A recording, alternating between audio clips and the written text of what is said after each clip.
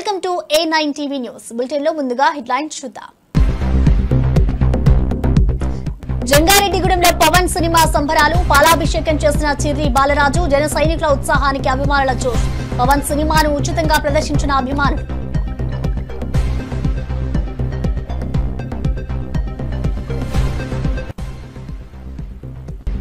గాంధీ భవన్ లో రాష్ట్ర గ్రంథాలయ చైర్మన్ మీడియా సమావేశం. గ్రంథాలయాల అభివృద్ధిపై రియాజ్ ప్రకటనలు. పుస్తకాలపై అవగాహన కలిగించే కార్యక్రమాలు చేపట్టనున్నామని వెల్లడి.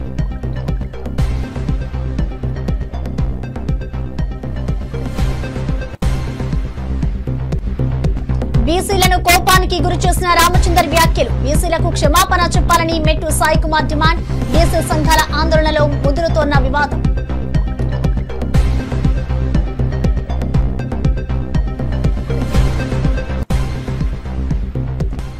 తెలంగాణ భవన్ లో బీఆర్ఎస్ నేతల ప్రెస్ మీట్. చర్చల్లో పాల్గొన్న బాల్క సుమన్, గడారి, గెల్లు, తుంగా బాలు. తెలంగాణ రాజకీయాలపై బీఆర్ఎస్ నేతల వ్యూహ చర్చ.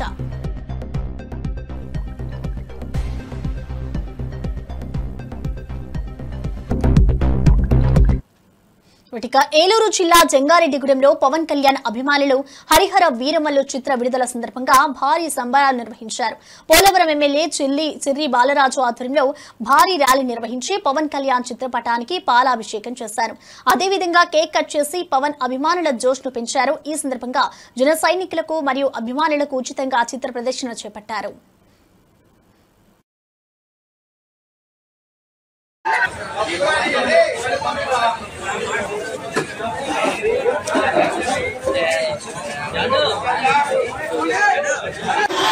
సైనికులకి అలాగే అభిమానులకి ఈరోజు పండగ. ఎందుకంటే పవన్ కళ్యాణ్ గారికి ఫ్యాన్స్ అందరూ ప్రపంచవ్యాప్తంగా ప్రతి దేశంలో కూడా ఈరోజు పవన్ కళ్యాణ్ గారు అంటే అంత పిచ్చిగా ఈరోజు ప్రేక్షకులు అందరూ కూడా ఈరోజు హరహర వీరమల్లుకి తండోపతండాలుగా ఈరోజు సినిమా చూడడానికి వస్తున్నారు. అలాగే ఈరోజు నియోజకవర్గాల్లో ప్రతి ఒక్కరు కూడా ఈరోజు ఎప్పుడా అనేటువంటి ఎదురు చూసేటువంటి పండుగ ఈరోజు రానే వచ్చింది. ఈరోజు జంగారెడ్డిగూడెంలో పోలవరం నియోజకవర్గానికి సంబంధించి అభిమానులు కార్యకర్తలందరూ కూడా ఈరోజు సినిమా రాజరాజేశ్వరి సినిమా థియేటర్ రావడం జరిగింది. అలాగే ఈరోజు పవన్ కళ్యాణ్ గారి పండుగను పురస్కరించుకొని నియోజకవర్గంలో ఉన్నటువంటి నాయకులు కార్యకర్తలందరూ కూడా భారీగా ర్యాలీ నిర్వహించి ఈరోజు రాజరాజేశ్వరి థియేటర్ లో సినిమా చూడడం జరుగుతుంది. దీనికి సంబంధించి బ్లాక్ బస్టర్ ఏదైతే వైసీపీ వాళ్ళందరూ కూడా బాయ్కాట్ చేస్తున్నటువంటి అని ప్రకటించారో కనీసం పవన్ కళ్యాణ్ గారి యొక్క చిటికిన వేల మీద ఉన్నటువంటి వెంట్రుకు కూడా పేగలేరండి. పవన్ కళ్యాణ్ గారి సినిమాని ఆపే ధైర్యం, ఆయన సినిమాని ఆపాలంటే ఈరోజు ప్రపంచ వ్యాప్తంగా ఒకేసారి ఉప్పినలాగా వచ్చి పడతారు వైసీపీ పేటీఎం బ్యాచ్. మరొకసారి తెలియజేస్తూ బ్లాక్ బస్టర్ ఈరోజు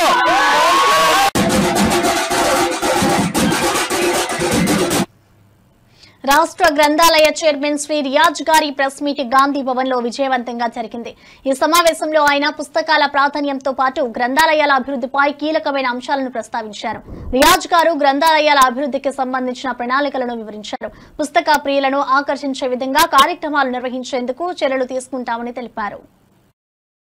నాతో పాటుగా కమరుద్దీన్, అవేస్, ఉస్మాన్ యూనివర్సిటీ నాయకుడు నరసింహ ఈ ప్రెస్ మీట్ లో ఉన్నారు. మిత్రులారా, భారత రాజ్యాంగం ఆర్టికల్ 15 క్లాస్ 4, ఆర్టికల్ 16 క్లాస్ 4 వీటి ప్రకారం రిజర్వేషన్లను ఇచ్చే అవకాశము రాష్ట్ర ప్రభుత్వాలకు అట్లాగే కేంద్ర ప్రభుత్వానికి భారత రాజ్యాంగం ఇచ్చింది. చాలా ఆశ్చర్యం ఏంటంటే రిజర్వేషన్లకు ప్రాతిపదికగా వెనుకబడతనం అయినప్పుడు ఆ వెనుకబడతనాన్ని గుర్తించే క్రమంలో కులగణన, ఒక సామాజిక ఆర్థిక సర్వే తీసుకొని కొన్ని కులాలను వాళ్ళు ప్రాక్టీస్ రీత్యా ఇస్లాంను ఆచరించిన వెనుకబడిన కులాలుగా గుర్తించి ఈరోజు రిజర్వేషన్ కేటగిరీలోకి చేర్చినప్పుడు బీజేపీ ప్రధానంగా ఇక్కడున్న బండి సంజయ్ గారు కానీ, కిషన్ రెడ్డి గారు కానీ, ఆ పార్టీ అధినేత రామచంద్రరావు గారు కానీ ఆబ్జెక్షన్ చెప్పడం అనేది చాలా ఆశ్చర్యం కలిగిస్తూ ఉన్నది. వాస్తవంగా వెనుకబడిన కులాలు, ముస్లిం సమాజానికి సంబంధించిన వెనుకబడిన కులాలు ఏవైతున్నాయో వాటి రిజర్వేషన్ 1882 అంటర్ కమిషన్ దగ్గర నుంచే మొదలైంది. బ్రిటిష్ టైంలోనే ఈ రిజర్వేషన్లు కంటిన్యూ అవుకుంటూ వచ్చాయి. స్వతంత్రం వచ్చిన తర్వాత 1951లోనే తమిళనాడులో రిజర్వేషన్ తీసుకొచ్చారు. 57లో కేరళలో ముస్లిం సమాజంలో వెనుకబడిన కులాలకు రిజర్వేషన్ ఇచ్చారు. బీజేపీ అధికారంలో ఉన్న ఉత్తరప్రదేశ్, మధ్యప్రదేశ్లో 1977 నుంచి అమల్లోకి వచ్చాయి. ఈరోజు బీజేపీకి ఆదర్శ రాష్ట్రంగా చెప్పుకుంటున్న గుజరాత్లో 1978 నుంచే రిజర్వేషన్స్ వచ్చాయి. ఈరోజు బీజేపీ పాలిత రాష్ట్రాలు, అనేక రాష్ట్రాల్లో ముస్లిం రిజర్వేషన్స్ కొనసాగుతూ ఉన్నాయి. ఈ విషయాన్ని గౌరవ ప్రధాని నరేంద్ర మోడీ గారు పదే పదే చెప్పుకుంటూ వచ్చారు. రాజ్నాథ్ సింగ్ గారు కానీ, నరేంద్ర మోడీ గారు కానీ, అమిత్ షా గారు చెప్తున్న విషయాలు ఏంటంటే పస్మందా ముస్లింలకి మేము రిజర్వేషన్లు ఇవ్వడానికి వ్యతిరేకం కాదంటున్నారు. అంటే పస్మందా ముస్లింలు అంటే వెనకబడ్డ ముస్లింలు, సామాజికంగా అణచివేయబడ్డ ముస్లిమ్స్. ఇక్కడ ఆశ్చర్యకర విషయం ఏంటంటే తెలంగాణలో ఈరోజు మనం చూసుకున్నప్పుడు తెలంగాణలో అఖ్తర్ సాహెబ్లు, ఫకీర్లు, గోసంగి, గారడి, హజాం, దోబి, ఖసాబ్, షేక్, దూదేకుల, మాతర్ కమ్యూనిటీ వాళ్ళైతే పాపం డ్రైనేజీ కార్మికులు ఉన్నారు. అంటే ఇప్పుడు పస్మందా ముస్లింలకు రిజర్వేషన్స్ సపోర్ట్ చేస్తూ ఉన్న బీజేపీ అదే పస్మందా ముస్లింలకు తెలంగాణలో రిజర్వేషన్స్ బీజేపీ రాష్ట్ర అధ్యక్షుడు రామచంద్రరావు చేసిన వ్యాఖ్యలు బీసీ సమాజాన్ని ఆగ్రహపెట్టాయి. ఫిషరీస్ కార్పొరేషన్ చైర్మన్ శ్రీ మెట్టు సాయి కుమార్ ఈ వివాదాస్పద వ్యాఖ్యలపై రామచంద్రరావు బీసీ సమాజానికి క్షమాపణ చెప్పాలంటూ డిమాండ్ చేశారు. బీసీలకు అన్యాయం జరుగుతుందని ఆరోపిస్తూ ఈ వివాదం మరింత ముదిరింది. రామచంద్రరావుపై విమర్శలు పెరుగుతుండగా బీసీ నేతలు ఈ విషయంపై ఆందోళన వ్యక్తం చేశారు. మీ మనస్సాక్షి మీద ఒట్టేసి చెప్పండి, బీజేపీలో ఉన్న బీసీ నాయకులారా చెప్పండి, అడగండి. బీజేపీ యొక్క తత్వం, బీజేపీ యొక్క మనసులో మాట ఏందని. ఎందుకు బండి సంజయ్ గచ్చిపుకున్నాడు? ఎందుకు పాయల శంకర్ బుస్సుమని మాట్లాడే పాయల శంకర్ ఎందుకు గచ్చిపుకూర్చున్నాడు? ఏది పడితే అది మాట్లాడే నిజామాబాద్ ఎంపీ అరవింద్ ఎక్కడ ఉన్నాడు? తనకంతా పెద్ద నాయకులే అనుకున్నటువంటి డాక్టర్ లక్ష్మణ్ గారు ఎక్కడ ఉన్నారు? నేనే తెలంగాణ ఉద్యమకారుని చెప్పుకున్నటువంటి ఈటల రాజేందర్ గారు ఎక్కడ ఉన్నారు? మీరందరూ బీసీలు కాదా? చెప్పండి. మీ పార్టీ అధ్యక్షుడు బీసీలను కించపరిచే విధంగా, బీసీ నాయకత్వాన్ని అవమానించే విధంగా, బీసీ కుటుంబ సభ్యులని అగౌరవపరిచే విధంగా మాట్లాడుతున్నప్పుడు ఎక్కడ పోయి మీరందరూ? ఇప్పుడు స్పష్టమైంది, బీజేపీ పార్టీ బీసీ వ్యతిరేకుల పార్టీ అని. బీజేపీ పార్టీ బీసీ వ్యతిరేకుల పార్టీ అని. నాదొక చిన్న విన్నపం, బీజేపీలో ఎమ్మెల్యేలు కానీ, ఎంపీలు కానీ, ఎమ్మెల్సీలు కానీ బీసీ నాయకత్వంలో బీసీ కుటుంబ సభ్యులు అయితే మీరు మీ కుల ధృవీకరణ పత్రం పైన బీసీలని వేయించుకోకండి. ఈ పేర్లు చెప్తున్న 5 మంది నాయకులు, 6 మంది పాయల శంకర్ గారితో కలిపి బండి సంజయ్ కానివచ్చు, అరవింద్ కానివచ్చు, ఈటల రాజేందర్ కానివచ్చు, డాక్టర్ లక్ష్మణ్ కానివచ్చు, పాయల శంకర్ కానివచ్చు, ఈ అందరు బీసీ సామాజిక వర్గ నాయకులు. కాబట్టి మీరు గల్లా పడతారో, దండం పెడతారో, మీ బీజేపీ అధ్యక్షుడిని ఏం అడుగుతారో అడగండి. తెలంగాణలో బీజేపీ పార్టీని జనాలు నమ్మడం లేదు, బీసీలు అస్సలు నమ్మడం లేదు. బీసీల నాయకత్వాన్ని కించపరిచే విధంగా మాట్లాడినటువంటి బీజేపీ రాష్ట్ర శాఖ అధ్యక్షుడు బేషరతుగా ఆయన ముక్కు నేలకు రాసి క్షమాపణ చెప్పి తీరాల్సిందే బీసీ సామాజిక వర్గ కుటుంబ సభ్యులందరికీ. అంతా అలసి అయిపోయినామా? నీ వాదం ఉంటే నీ ఇంట్లో పెట్టుకో, నీ పార్టీ ఆఫీస్లో పెట్టుకో, నీ పార్టీ లాక్డౌన్ అది లాకేజ్ పెట్టుకో. కానీ బీసీల నాయకత్వాన్ని, బీసీ యొక్క వ్యక్తిత్వాన్ని కించపరిచి మాట్లాడితే మీలాంటి అజ్ఞానులు, దొద్దిదారుల అధ్యక్షులైన మీరు వంకర తింకర మాట్లాడుతున్నారు బీసీల గురించి.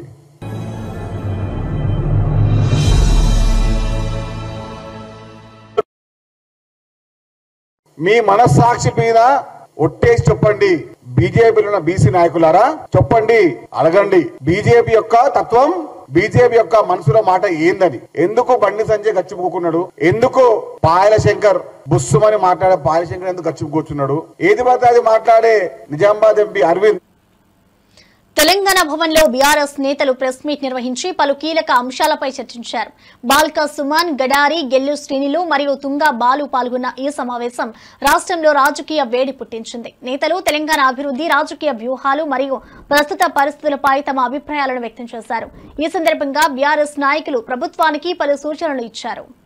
26 తారీఖు ఉదయం 10 గంటల నుంచి సాయంత్రం 6 గంటల వరకు బీఆర్ఎస్వి రాష్ట్ర స్థాయి సదస్సు హైదరాబాద్లో నిర్వహించడం జరుగుతూ ఉంది. ఉప్పల్ నియోజకవర్గంలోని మల్లాపూర్లో VNR ఫంక్షన్ హాల్లో ఉదయం 10 నుంచి సాయంత్రం 6 గంటల వరకు విద్యార్థి సదస్సు నిర్వహించబడును.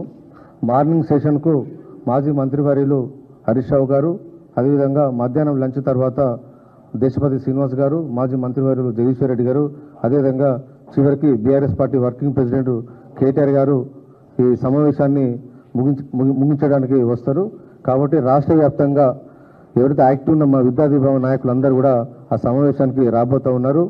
ఇప్పటికే గడిచిన వారం రోజుల నుంచి విద్యార్థులందరూ కూడా బనకచెర్ల ప్రాజెక్టు వల్ల తెలంగాణ ప్రాంతానికి ఏ విధంగా నష్టం జరుగుతుందో అనే అంశం మీద బీఆర్ఎస్పీ కరపత్రాలు ముద్రించుకొని 5 లక్షల కరపత్రాలను ప్రతి ఒక్క విద్యార్థికి చేరే విధంగా మా విద్యార్థి నాయకులు కాలేజీలలో ఇవాళ తిరుగుతూ ఉన్నారు.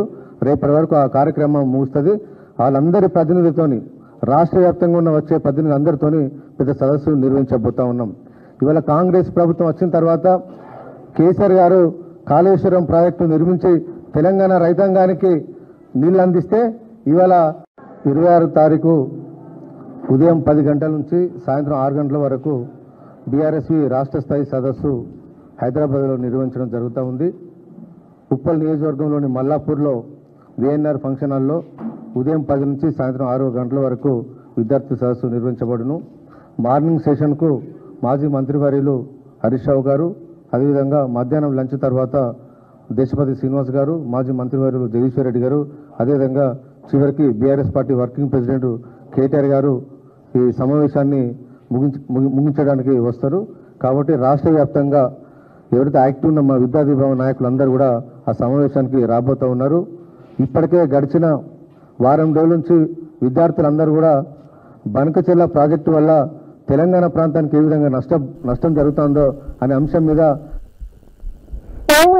భారీ వర్షాల కారణంగా కానూరు ప్రధాన రహదారి నీట మునిగిపోయింది. స్థానిక శాసనసభ్యులు బోడే ప్రసాద్ వర్షాన్ని లెక్క చేయకుండా యుద్ధ ప్రాతిపదికన పనులను పర్యవేక్షిస్తున్నారు. ప్రజలకు ఎలాంటి ఇబ్బందులు కలగకుండా రహదారి మరమ్మతులు పూర్తయ్యే వరకు ప్రత్యామ్నాయ ఏర్పాట్లు చేయాలని అధికారులను ఆదేశించారు. రహదారి మరమ్మతులు జరుగుతుండటంతో పోలీసులు వాహనాలను వేరే మార్గంలో మళ్లిస్తున్నారు. ప్రజలు సమస్యలకు గురి కాకుండా తగిన చర్యలు తీసుకుంటున్నారు.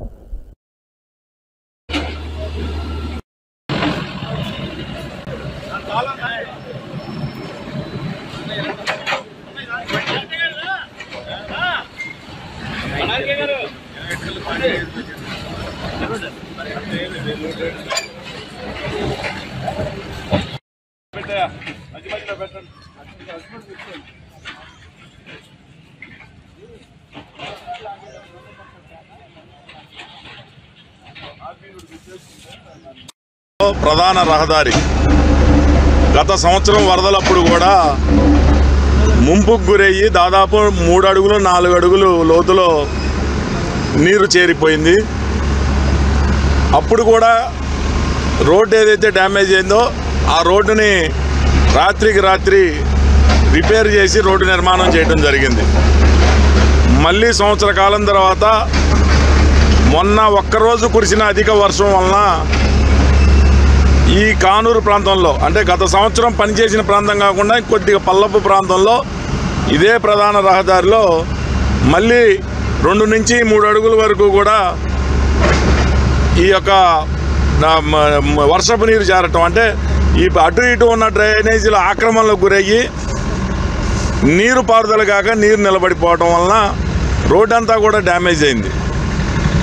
ఈరోజు వేల మంది ప్రయాణికులు, అంటే ఇక్కడ కాలేజీలు స్కూల్స్ ఎక్కువగా ఉండటం వలన ఆటో నగర్కి కనెక్టివిటీ ఉండటం వలన పెద్ద పెద్ద వాహనాలు, పిల్లలు, స్కూల్స్ వీళ్ళంతా ఎక్కువ మంది తిరుగుతూ ఉండటం వలన తీవ్ర ఇబ్బందులకు గురయ్యారు. గత 2 రోజుల నుంచి రాత్రికి రాత్రి ఎక్కడైతే ఆక్రమణలు ఉన్నాయో డ్రైనేజీలన్నీ కూడా తొలగించి నీరంతా కూడా వెళ్ళిపోయినాక ఈ యొక్క అభివృద్ధి పనులు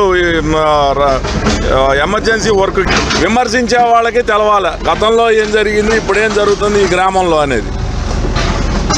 తప్పకుండా కానూరు కానీ ఈ మున్సిపల్ పరిధిలో ఏమైతే అభివృద్ధి కార్యక్రమాలు ఉన్నాయో, ఎక్కడ ఇబ్బందులు ఉన్నాయో, చాలా ఇబ్బందులు ఉన్నాయి కాదంట్లా, అన్నీ ఒకేసారి పరిష్కారం చేయలేం.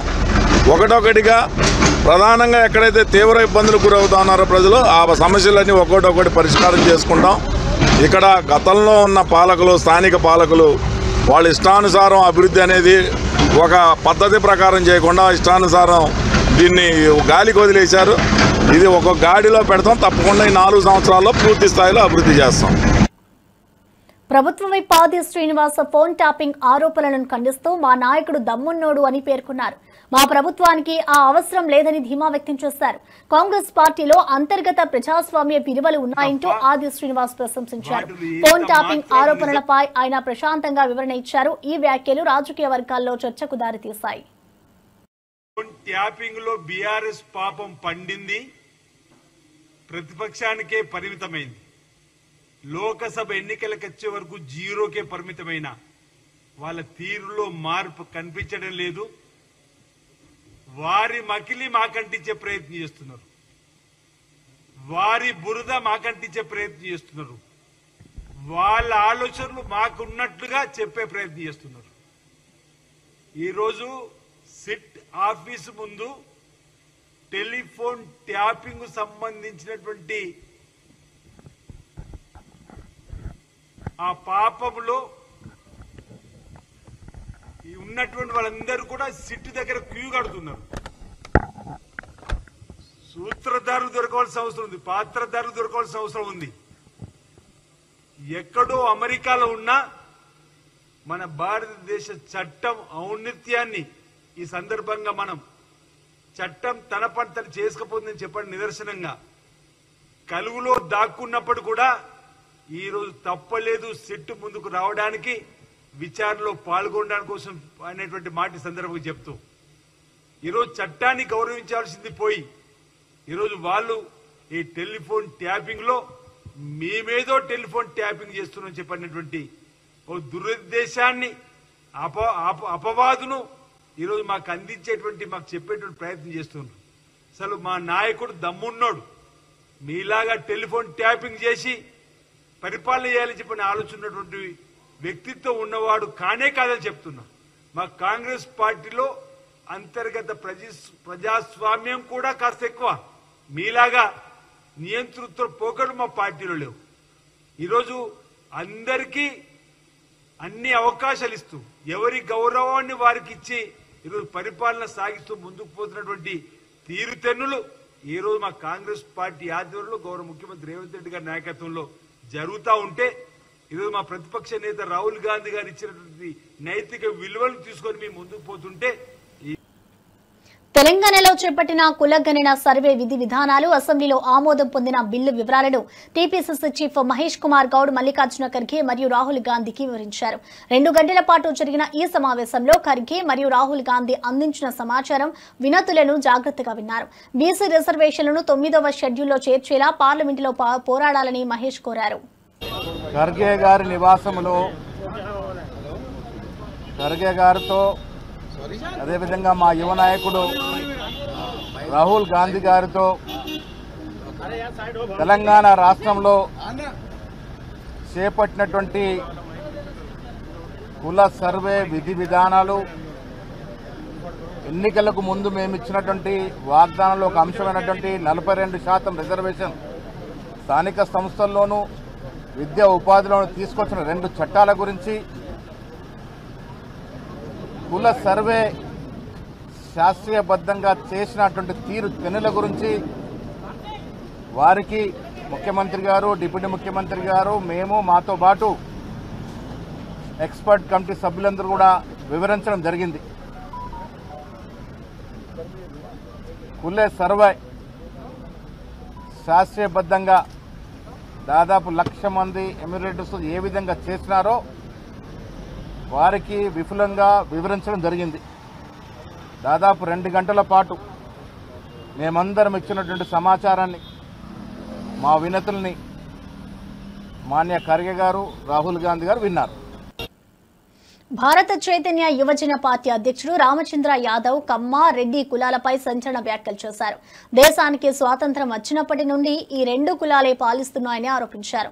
అలాగే బీసీలను అనగదొక్కినట్లు విమర్శలు చేశారు. పార్టీలలో అగ్ర కులాల ఆధిపత్యం కొనసాగుతుందని యాదవ్ పేర్కొన్నారు. నేను ఈ సందర్భంగా ఈ రాష్ట్రానికి, రాష్ట్ర ప్రజలకు ఒక్కటే పిలుపునిస్తున్నాను. రాష్ట్రం ఏర్పడినప్పటి నుండి ఇప్పటి వరకు దశాబ్దాల కాలం పాటు ఈ 2 సామాజిక వర్గాలు, రెడ్డి కమ్మ అనే 2 సామాజిక వర్గాలు ఈ రాష్ట్రాన్ని అనేక రకాలుగా దోపిడీ చేశారు. ఈ రాష్ట్ర సంపదను దోపిడీ చేశారు. బీసీలను అనగదొక్కారు, ఎస్సీలను అనగదొక్కారు, మైనారిటీలను అనగదొక్కారు, దళితులను అనగదొక్కారు, వ్యవసాయ రంగాన్ని భ్రష్టు పట్టించారు. యువత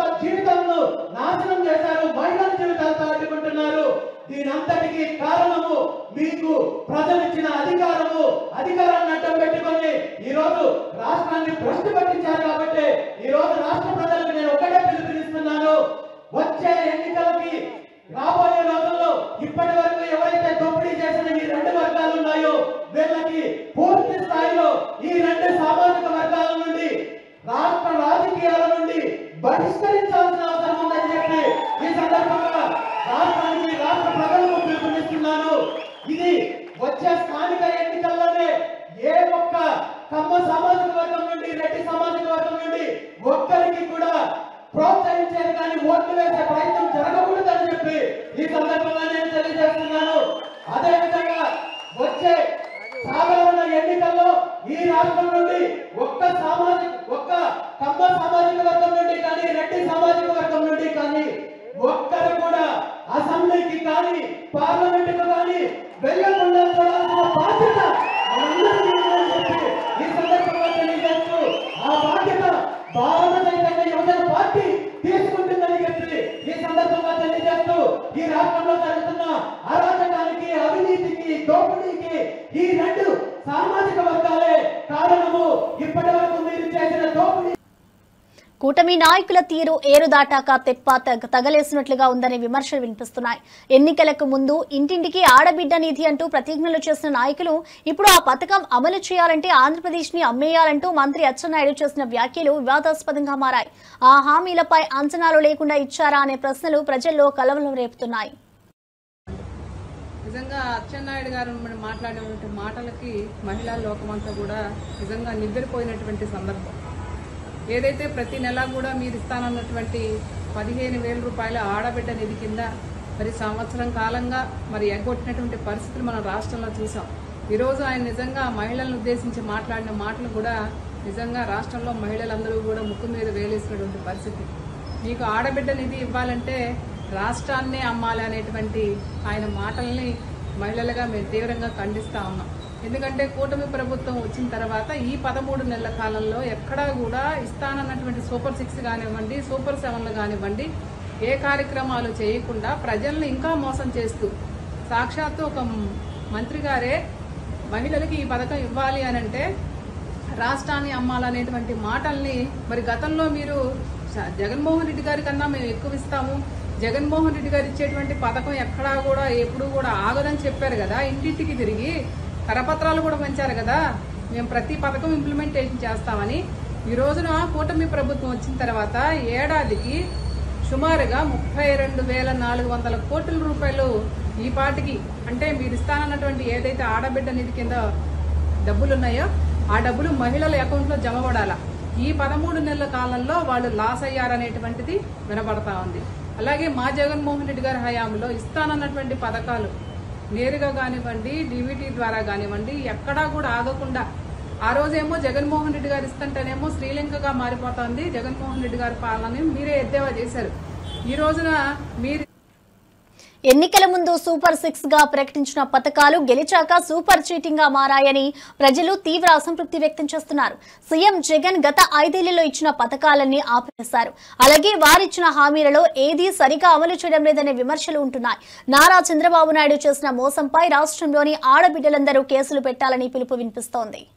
సంక్షేమ పథకాలన్నింటినీ కంటిన్యూ చేస్తాం, ఏ ఒక్క సంక్షేమ పథకాన్ని తీయం, వాలంటీర్లు కూడా 5,000 ప్లేస్ లో 10,000 ఇస్తాం. సో అన్ని సంక్షేమ పథకాలని కొనసాగిస్తాం. వీటితో పాటుగా సూపర్ 6 అనేటటువంటి హామీలని ఇస్తున్నాం. దీంతో పాటు ఇంకొక 143 హామీలను ఇస్తున్నామని చెప్పి వాళ్ళు చెప్పి అధికారంలోకి రావడం జరిగింది. వచ్చిన తర్వాత సూపర్ 6 అల్లా సూపర్ చీటింగ్ అయింది. సూపర్ మోసం ఎలా చేయాలో నిజంగా వీళ్ళని చూస్తే ఇలా మోసం చేయొచ్చా, 5 కోట్ల మంది ఆంధ్రప్రదేశ్ రాష్ట్ర ప్రజల్ని ఒకేసారి ఇలా నిట్ట నిలువునా మోసం చేయొచ్చా అనేది వీళ్ళని చూస్తే అర్థమైంది చంద్రబాబు నాయుడు గారిని, పవన్ కళ్యాణ్ గారిని. ఎందుకంటే వాళ్ళు ఇస్తా అన్నటువంటి సూపర్ 6 వాగ్దానాలు చూడండి ఒకసారి.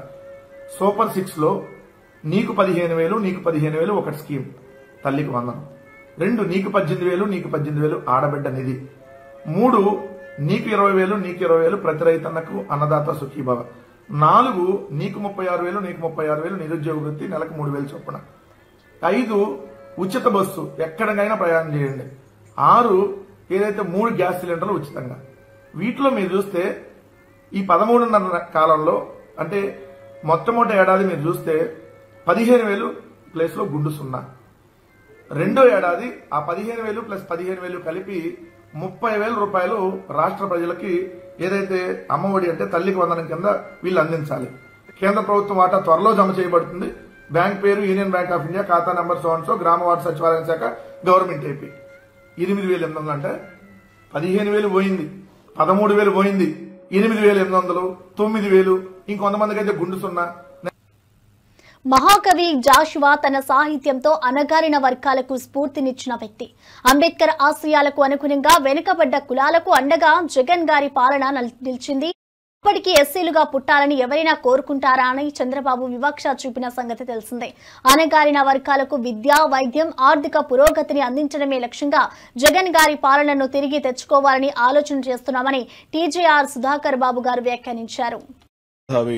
గుర్రం జాషువా గారి వర్ధంతి సందర్భంగా వైఎస్ఆర్ కాంగ్రెస్ పార్టీ శ్రీ వైఎస్ జగన్మోహన్ రెడ్డి గారి యొక్క నాయకత్వంలో కేంద్ర కార్యాలయంలో వారికి నివాళులర్పించడం కోసం అందరూ సమావేశం అయ్యడం జరిగింది. వారు అనుభవించిన కుల వివక్షత, స్వయం పాఠం, ఎంతో వేదనతో వారు రాసిన గబ్బిళం ఓ చరిత్రాత్మకమైన కావ్యం. దానిలోనే తన భావాలన్నింటినీ చెప్పాడు. ఎందుకు గబ్బిళంతో పోల్చుకున్నాడు, దాని వెనకాలన్న మర్మాలన్నీ ఈ సమాజానికి తెలియపరచడంలో, దాన్ని గేయ రూపంలో కూడా మార్చి పద్యాల రూపంలో బహుముఖంగా దాన్ని ప్రాచుర్యం పొందిన చరిత్ర మనం చూసాం. అలాంటి మహానుభావుని జ్ఞాపకం చేసుకోవటం, మరి ఈ రోజున ఈ సభ్య సమాజంలో వివక్షత మా మీద, మా కులాల మీద ఈ అధికార పార్టీ ఏ విధంగా చూపిస్తుందనేది అనేక సందర్భాల్లో మేము చెప్తూ వస్తున్నాం. ఇప్పటికీ కూడా ఈ సమాజంలో మేము చదువుకోకూడదని, బల్లల మీద కూర్చోకూడదని, మా బిడ్డలకు మంచి యూనిఫామ్లు ఉండకూడదని, చదువుకునే పిల్లలు ఉండే స్కూళ్లు ఇంకా నాసిరకంగా ముళ్ల పొదల్లో ఉండాలని చంద్రబాబు నాయుడు వారి యొక్క రాజకీయం మనం చూస్తూనే వచ్చాం. ఎందుకు చెబుతున్నామంటే, మున్నెన్నడూ లేని విధంగా విద్యారంగాన్ని పట్టించుకున్న మహానుభావుడు, బాబాసాహెబ్ అంబేద్కర్ కోరుకున్న సమసమాజం, ఆ సమసమాజం స్థాపన కోసం విద్య ఎంత అవసరమో అని బాబు షూరిటీ మోసం గ్యారంటీ కార్యక్రమంలో పాల్గొనేందుకు నేను వెళ్తుండగా జనసేన కార్యకర్తలు, పవన్ కళ్యాణ్ అభిమానులు మా కారు మీద దౌర్జన్యం చేశారు. దేశంలో ఎంతో మంది హీరోలు ఉన్నారు, వాళ్ళ సినిమా రిలీజ్ ఫంక్షన్స్ జరుగుతుంటాయి. కానీ పవన్ కళ్యాణ్ సినిమా రిలీజ్ కు జరిగినంత బీభత్స కాండ ఎక్కడా జరగదు. పవన్ కళ్యాణ్ సినిమా రిలీజ్ సందర్భంగా ఆయన అభిమానులు చేసిన గొడవతో ప్రజలు ఎంతో ఇబ్బంది పడ్డారు. రాజరికం నడుస్తున్నట్టుగా ఉంది. పోలీసు వ్యవస్థ కూడా తీరు మార్చుకోవాలి. పవన్ కళ్యాణ్ గారి సినిమా నిన్న రిలీజ్ అవుతుందో దానికి ర్యాలీలు తీస్తూ చాలా మంది తిరుగుతా ఉన్నారు. ర్యాలీగా సైలెన్సర్లు తీసి సౌండ్ చేసుకుంటూ వెళ్తా ఉన్నారు. సరే, వెళ్ళొచ్చు. కానీ మా ప్రచార రథాన్ని ఆపి, ప్రచార రథం మీద ఉన్న బాయ్నెట్ మీద ఎక్కి, ప్రచార రథం ఎక్కి జెండాలతోటి ఊపుతూ ఒక 15 నిమిషాలు రణరంగం సృష్టించారు. చాలా దౌర్జన్యంగా, దారుణంగా ఆ కారు వాటిని కూడా డ్యామేజ్ చేస్తూ, ఏదైతే జగన్ గారు ఫిగర్ ఉందో, బొమ్మ ఉందో, దాని మీద ఎక్కి తొక్కే కార్యక్రమం కూడా చేశారు. ఇది దుర్మార్గమైన పని, హేయమైన పని, ఇది నీచమైన పని అని నేను అంటున్నాను. ఇక్కడ ఈ దేశంలో చాలా మంది హీరోలు ఉన్నారు. వాళ్ళందరూ సినిమాలు కూడా రిలీజ్ అవుతా ఉంటాయి. రిలీజ్ ఫంక్షన్ లో చాలా మంది చేసుకుంటా ఉంటారు, తప్పులేదు. ఇవాళ చాలా మంది హీరోలు సినిమాలు ఇక్కడ రిలీజ్ అవుతున్నాయి, తణుకులోనూ చేస్తున్నారు కూడా. అది మంచిగా ఉన్న సినిమాలు నచ్చిన వాళ్ళు వెళ్తున్నారు, చూసుకుంటున్నారు, పార్టీలతో భేదాలు లేకుండా. కానీ నిన్న దారుణంగా అక్కడకొచ్చి ఆ కారుని అటకిస్తంతో పాటు దుర్భాషలాడుతూ ఆ జెండాలు ఊపి దారుణాతి దారుణంగా అక్కడ బీభత్సకాండ సృష్టించారు. చాలా మంది ప్రజలు ఇబ్బంది పడ్డారు.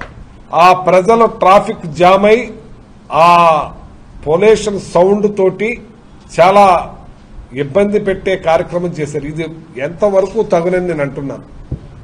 ఎందుకంటే ఈ రాష్ట్రంలో ఎంతమంది సినిమాలు అవుతున్నాయి కానీ ఈ రకమైన బీభత్సకాండ ఎక్కడా లేదు. ఇట్లాంటి బీభత్సకాండ ఎందుకు జరగాలని చెప్పి నేను ప్రశ్నిస్తున్నాను. ఇవాళ జగన్మోహన్ రెడ్డి గారిని వాళ్ళ ప్రశ్నిస్తున్నాను. జగన్మోహన్ రెడ్డి గారు ఏం తప్పు చేశారని? ఆయన జగన్మోహన్ రెడ్డి గారు ముఖ్యమంత్రి అయిన వెంటనే పార్టీలు చూడొద్దు, ప్రాంతాలు చూడొద్దు, కులాలు చూడొద్దు, మతాలు చూడొద్దు, నాకు ఓటేసిన వాళ్ళకి అయిన వాళ్ళకి నేను ముఖ్యమంత్రినే అని అన్ని వర్గాల వారికి కూడా మేలు చేసిన ముఖ్యమంత్రి జగన్మోహన్ రెడ్డి గారు. ఇవాళ బ్రాహ్మణుల్లో వాళ్ళకి పెన్షన్ ఇచ్చే కార్యక్రమం చేశారు, రాజుల్లో పెన్షన్ ఇచ్చే కార్యక్రమం చేశారు, అన్ని క్యాస్టులతో పాటు కాపు నేస్తం ఇచ్చారు. మరి కాపు మరిన్ని అప్డేట్స్ కోసం చూస్తూనే ఉండండి A9 TV న్యూస్.